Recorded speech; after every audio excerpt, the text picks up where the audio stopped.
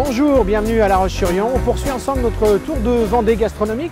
On est aujourd'hui à la Villa 128, un restaurant situé aux 4 feux de la rue Gutenberg. Et j'ai le plaisir de découvrir avec vous la cuisine de Thomas Bégari. Il nous arrive tout droit du sud-ouest. Et alors, on va découvrir ensemble, les enfants, un petit plat à 16 € à la carte. Vous m'en direz des nouvelles. Allez, c'est parti! Alors, je disais tout à l'heure, on est rue Gutenberg, on est au 128. J'expliquais que techniquement, on ne pouvait pas rater le restaurant si on respectait la signalisation routière. C'est ça. Il y a 4 feux, on ne peut pas vous rater. C'est ça.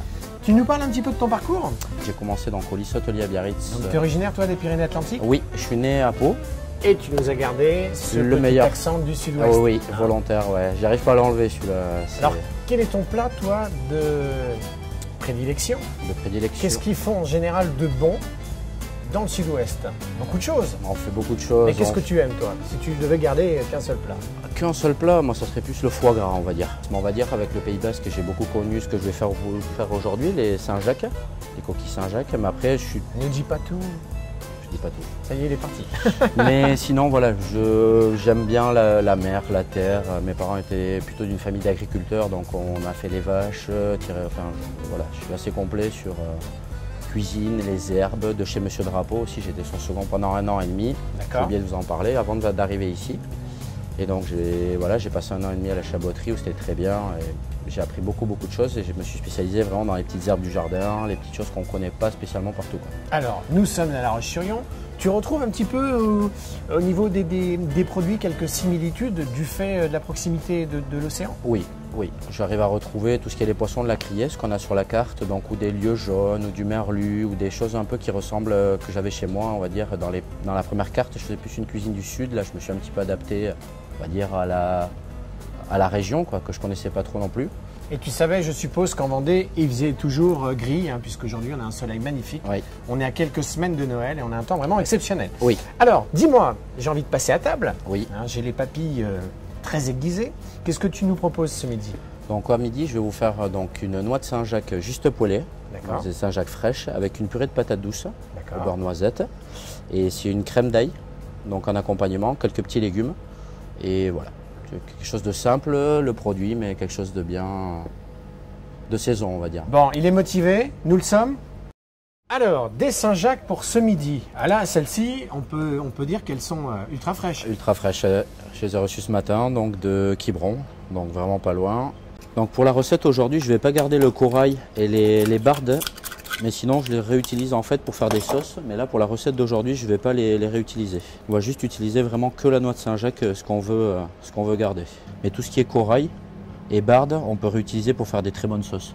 Avec un petit fumet de poisson, quelques échalotes, on fait revenir. Et le corail s'utilise aussi dans les Saint-Jacques, mais on va dire que sur cette recette-là, je ne l'utilise pas.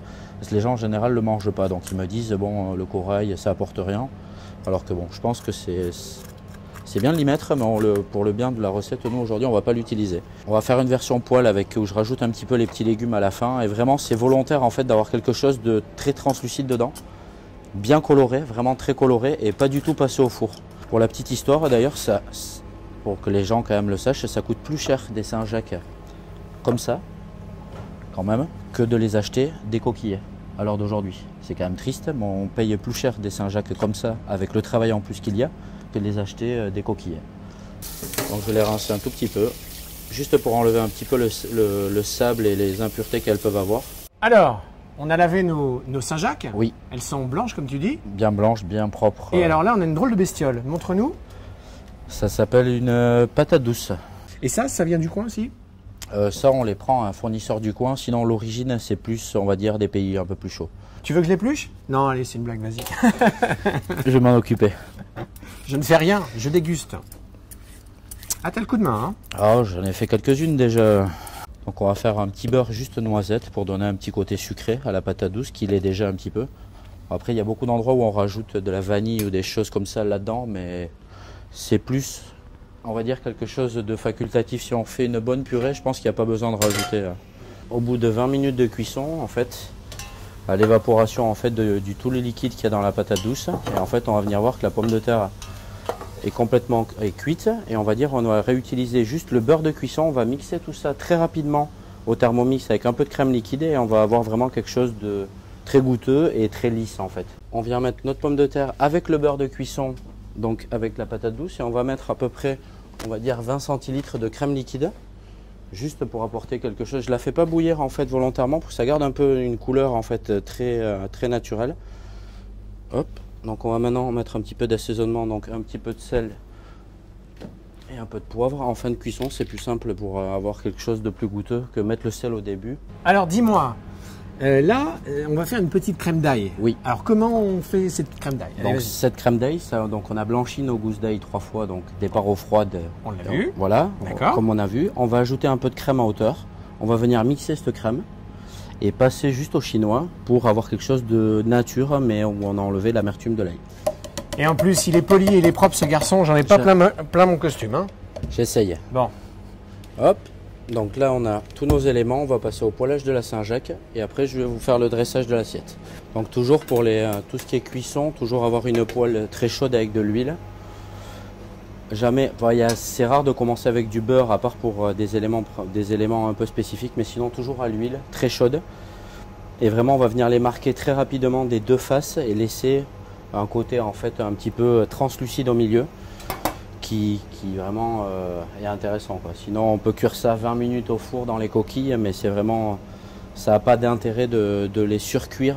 Si on a un produit qui est vraiment de qualité, il vaut mieux venir les cuire très rapidement.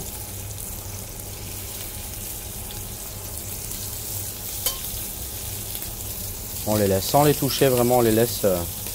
On va les rassaisonner un tout petit peu avec un peu de sel, toujours de haut pour qu'il y ait un petit peu de sel partout. Ça ne sert à rien d'assaisonner en bas, toujours un peu de haut. Et on va pouvoir commencer, le temps qu'elle cuise, le dressage de notre assiette. Le dressage de l'assiette. Donc on va venir chercher notre patate douce en fait, qu'on a bien mixée, donc qui est bien crémeuse et bien comme on l'aime. On va venir faire une jolie virgule en fait au milieu de l'assiette pour remettre un petit peu la crème d'ail dedans. Donc là, on va vraiment être sur quelque chose de très coloré. On va les laisser comme ça. On va éteindre notre feu. On va les laisser dans la poêle et avec l'inertie, donc la chaleur de la poêle, elles vont continuer à cuire comme on les aime. Dans le même temps, hop, je vais venir rajouter juste quelques petites tomates et quelques petits légumes qu'on a juste blanchis très légèrement. Des petits pois gourmands et des petits choux. Juste un tout petit peu, que ça soit juste chaud, mais sans surcuire. On va venir poser nos petites Saint-Jacques.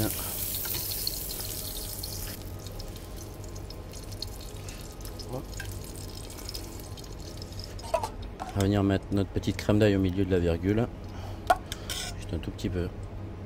Comme on aime bien le mettre ici, on finit avec un petit peu de shiso, c'est des petites herbes un petit peu sauvages.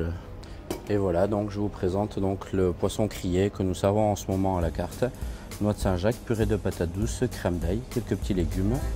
Ça retrace un peu par là où je suis passé, des choses simples, colorées, goûteuses. Thomas, tu nous as régalé avec ce plat. Hein. On voit l'accent et tes origines du sud-ouest. Les horaires d'ouverture du restaurant? Le restaurant est ouvert du mardi au samedi, donc on sert à partir de midi et le soir jusqu'à 22h. Merci à vous, on a fait une très belle émission.